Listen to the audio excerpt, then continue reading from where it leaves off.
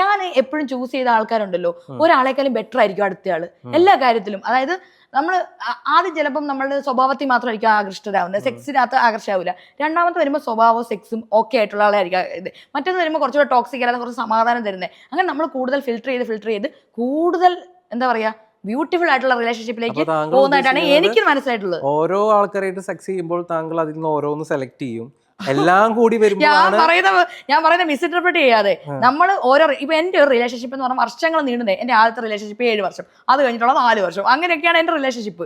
ഞാൻ ഒരു റിലേഷൻഷിപ്പ് ആയിട്ടുണ്ട്, അതിൽ കമ്മിറ്റ് ആയിട്ട് നിൽക്കുന്ന ആളാണ്.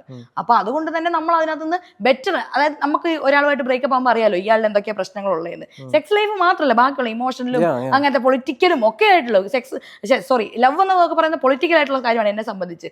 അപ്പം പൊളിറ്റിക്കലും അങ്ങനെ എല്ലാ എലമെന്റും കൂടെ കൂടുതൽ ഫിൽട്ടർ ചെയ്ത് കൂടുതൽ നല്ല ബെറ്റർ ആളെയാണ് ചൂസ് ചെയ്യുന്നതാണ് എനിക്ക് തോന്നിയിട്ടുള്ളത്.